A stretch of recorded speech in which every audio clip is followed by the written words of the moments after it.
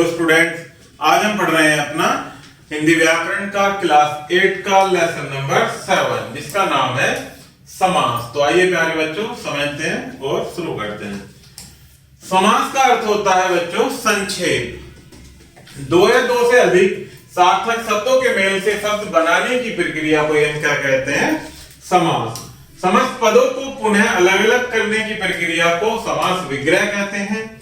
चित्रों के साथ दिए गए शब्द समूह को ध्यानपूर्वक पढ़ो एवं समझो। जैसे तीन है लोचन जिसके, वो कौन है? शिव जी, अर्थात उन्हें क्या कहा जाएगा? त्रिलोचन। घोड़े पर सवार घोड़सवार। 10 है आनंद जिसके, उन्हें क्या कहा जाएगा? दशानन, और वो कौन है? रावण। आगे देखते हैं, उपयुक्त शब्द समूह के स्थान पर त्रिलोचन, घुड़सवार, दशानन शब्दों का प्रयोग किया गया है जो कम से कम शब्दों में अधिक से अधिक अर्थ प्रकट कर रहे हैं। इन्हीं शब्दों को समास कहते हैं। आगे देखते हैं समास के भेद। मुख्यतः 6 भेद हैं। पहला अव्ययी भाव समास, तत्पुरुष समास, कर्मधारय समास, द्विगु समास, द्वंद्व समास और बहुव्रीहि समास। तो देखते हैं इनको वन बाय वन प्यारे बच्चों। जिसमें पहला है अव्ययी भाव समास। जिस समस्त पद का पूर्व पद प्रधान होने के साथ अव्यय भी हो उसे अव्ययी भाव समास कहते हैं। इस प्रक्रिया से बना सामासिक पद भी अव्यय की भांति कार्य करता है। कभी कभी संज्ञा शब्दों की आवर्ती से भी अव्ययी भाव समास बनता है। जैसे समस्त पद है यथाशक्ति, विग्रह शक्ति के अनुसार, आजन्म जन्म से लेकर, कानो कान, कान ही कान में, बेफायदा फायदे के बिना। नेक्स्ट होता है तत्पुरुष समास। जिन समस्त पद में उत्तर पद प्रधान होता है अर्थात पहला पद प्रधान होता है तथा विग्रह करने पर कारक की विभक्ति चिन्ह आए उन्हें तत्पुरुष समास कहते हैं। तत्पुरुष समास के भी प्यारे बच्चों 6 भेद होते हैं। जिसमें पहला है कर्म तत्पुरुष। जिन समासों के पूर्व पद में कर्म कारक की विभक्ति को का लोप हो उन्हें कर्म तत्पुरुष कहते हैं। जैसे ग्रंथकार, ग्रंथ को करने वाला, ये क्या है? इसकी विभक्ति। पद प्राप्त, पद को प्राप्त। रथ चालक, रथ को चलाने वाला।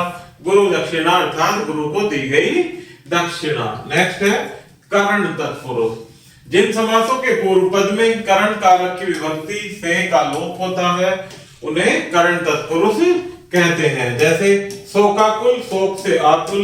अकाल पीड़ित, अकाल से पीड़ित। प्रेमातुर, प्रेम से आतुर। धन संपन्न, धन से संपन्न।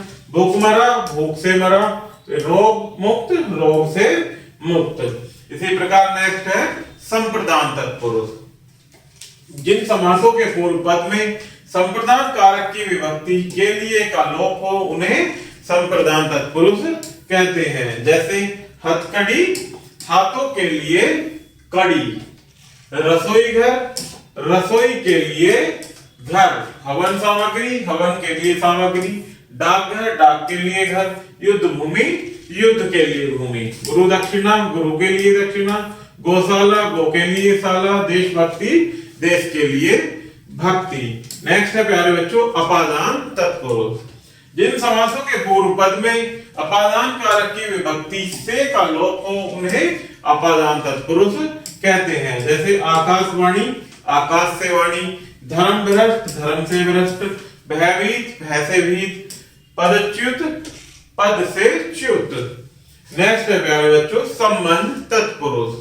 जिन समासों के पूर्व पद में संबंध कारक की विभक्ति का, के तथा की का लोप हो उन्हें संबंध तत्पुरुष कहते हैं। जैसे गुणहीन, तो गुण के हीन। आज्ञानुसार, आज्ञा के अनुसार। गृह स्वामिनी, गृह की स्वामिनी। देवालय, देवकालय। गंगा तट, गंगा का तट। ऋण मुक्त, ऋण से मुक्त। राजपुत्र, राजा का पुत्र। राष्ट्रपति, राष्ट्र का पति। गुरु भाई, गुरु के संबंध से भाई। पराधीन, पर के अधीन। नेक्स्ट है प्यारे बच्चों अधिकरण तत्पुरुष। जिन समासों में अधिकरण कारक की विभक्ति में पर या पर का लोप हो उन्हें अधिकरण तत्पुरुष कहते हैं। जैसे घुड़सवार, घोड़े पर सवार। पुरुषोत्तम, पुरुषों में उत्तम। आत्म आत्मविश्वास, आत्मा पर विश्वास, प्रवेश, गृह में प्रवेश। नेक्स्ट है प्यारे बच्चों कर्मधारय समास। जिन समासों के समस्त पद में पूर्व पद विशेषण और उत्तर पद विशेष्य अथवा उपमेय या दूसरा उपमान हो उन्हें क्या कहते हैं? कर्मधारय समास। जैसे पीतांबर यानी पीत अर्थात पीला है अंबर, महादेव महान है जो देव, श्वेतांबर श्वेत है जिसके अंबर, नीलगाय नीली है जो गाय, नीलकंठ नीले हैं जिसके कंठ, चंद्रमुख चंद्र के समान मुख, क्रोधाग्नि क्रोध रूपी अग्नि, कनक कलकत्ता कनक के समान लता, स्त्रीत्व स्त्री रूपी रत्न, घनश्याम घन के समान श्याम, कमल नयन कमल के समान नैन। इसी प्रकार से नेक्स्ट प्यारे बच्चों द्विगु समास। जिन समासों में पूर्व पद संख्यावाचक हो तथा समस्त पद समूह का बोध कराएं उन्हें द्विगु समास कहते हैं। जैसे शताब्दी पूर्व पद अर्थात पहला पद, शताब्दी 100 वर्षों का समूह, पंचवटी 5 वटों का समूह, सप्ताह 7 दिनों का समूह, सप्तऋषि 7 ऋषियों का समूह, नवग्रह 9 ग्रहों का समार, चौराहा 4 राहों का समूह, तिरंगा 3 रंगों का समूह, नवरत्न 9 रत्नों का समूह, सतसई 700 दोहों का समूह, सप्तद्वीप 7 द्वीपों का समूह। नेक्स्ट है हमारा द्वंद्व समास। जिन समासों में पूर्व तथा उत्तर दोनों ही पद प्रधान होते हैं उन्हें द्वंद्व समास कहते हैं।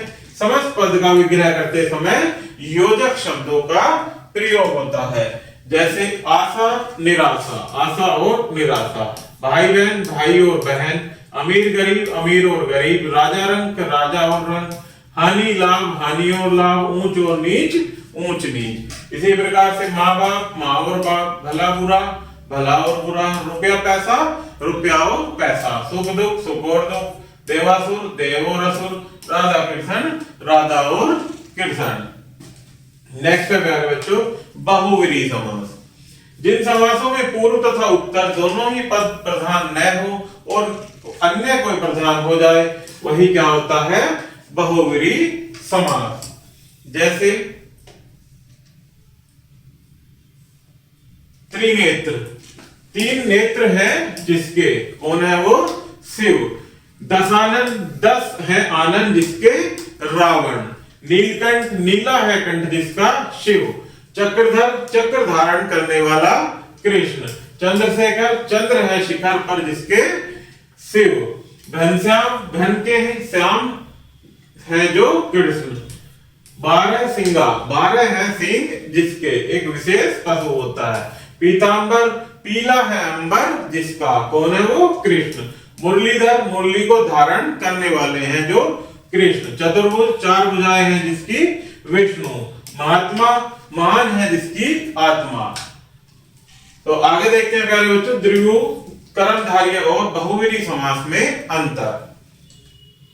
द्विगु कर्मधारय और बहुव्रीहि।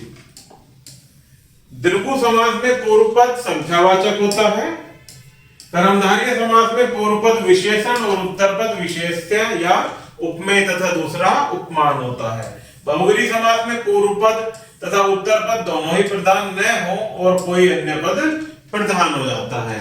उदाहरण से समझते हैं द्विगु का त्रिलोचन अर्थात 3 लोचनों का समूह। इसके उदाहरण से समझते हैं कर्मधारय के त्रिलोचन 3 हैं जो लोचन, और बहुव्रीहि का उदाहरण 3 लोचन जिसके, कौन है वो? शिव। आगे देखते हैं संधि और समास में अंतर। संधि और समास, 2 ध्वनियों के पास होने पर उनके मेल से जो विकार अथवा परिवर्तन होता है उसे संधि कहते हैं। और 2 या 2 से अधिक शब्दों के सार्थक मेल से जो एक नया शब्द बनाया जाता है उसे समास कहते हैं। इसी प्रकार से संधि के 3 भेद होते हैं, स्वर संधि, व्यंजन संधि, विसर्ग संधि।